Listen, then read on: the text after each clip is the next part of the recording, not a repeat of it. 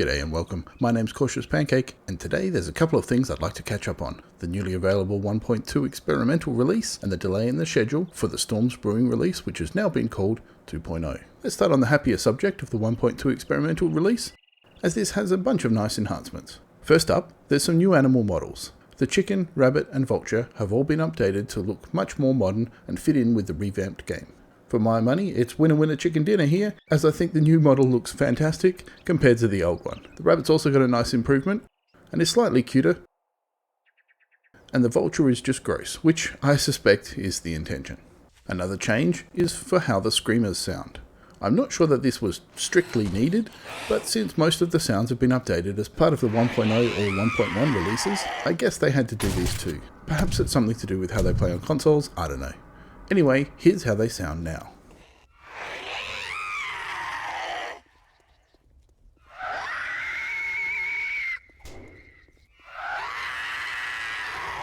Next, and here's an interesting one, the helmet light has been changed to have less range.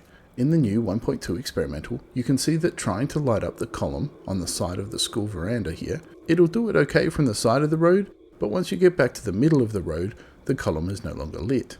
Contrast that to back in 1.1, and you can see that moving back over the road, the column is still lit up. You have to be almost double the distance away before the helmet light stops lighting up the column.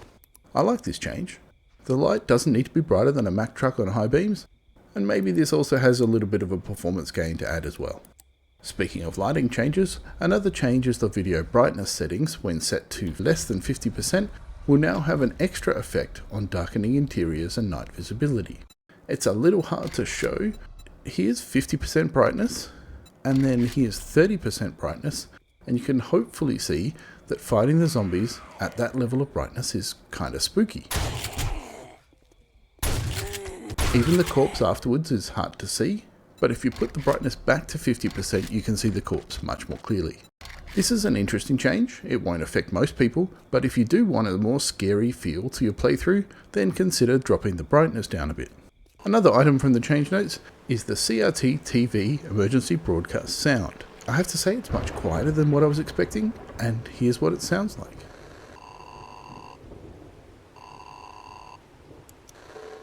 So nice change, but pretty minor. 1.2 also apparently includes additional flame prefabs to burning zombies. Now this one I couldn't notice, at least when setting them on fire using a Molotov.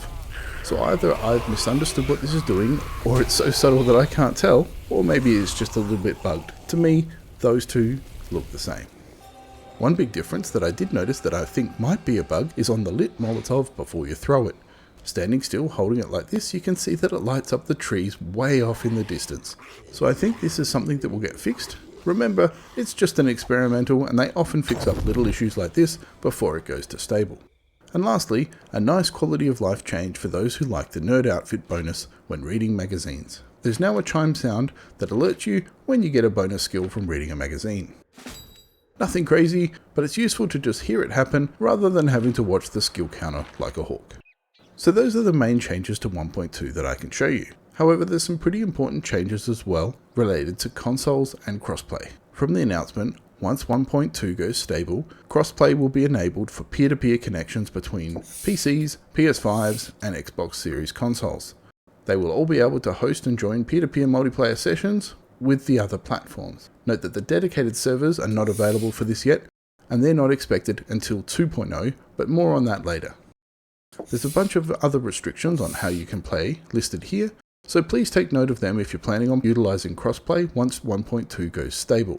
One of the changes I like in this is the fact that consoles can join worlds bigger than 8K, even though they can't create or host them themselves. Another couple of items for consoles that are worth taking note of are that they've implemented console performance and quality graphic modes. These are selectable through the video options UI, so if you want to lower your graphics for better performance on consoles, that's now an option.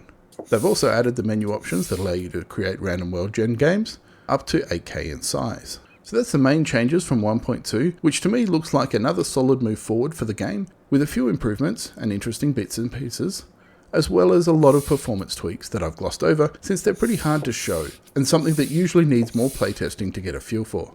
The last thing then to talk about is the delay in the Storm's Brewing release, which is now being called 2.0. Back when 1.0 was announced and the initial roadmap was released, this was scheduled for Q4 2024. To no one's surprise that has played the game for a while, this date is being pushed back to the end of Q1 2025, so roughly a 3-month delay. Now I've got a couple of thoughts on this. First, it's kind of expected, so I'm not going to go full sad panda, but in particular I think there's 2 positives that we can take from this.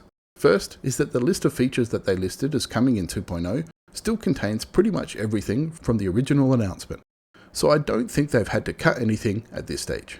The second is that with a lot of the overhaul mods just getting their releases together and available, I actually think it would be a bit of a shame if 2.0 came out now and broke all of the functionality that they've just got working. It's probably no comfort to the console players who can't use them, but for PC players, it will give them a chance to play with an overhaul or two before the 2.0 release comes through and breaks it all again. With that said, I'm also excited that in 2.0, they've said that food and drink will be getting proper item meshes so we can actually see us eating the food that we make. The new wardrobe system will make its appearance, and there's also some new advanced radiated zombies coming, which I hope will make the later game more challenging. We'll see. So that's my thoughts on 1.2 experimental and 2.0 delays.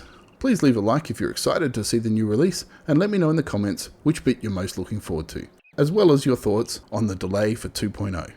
Please consider subscribing if you'd like to see more of my 7 Days to Die content. Thanks for the generous support of my Patreons shown here. Thanks to you for watching this video, and here's to having crossplay coming soon.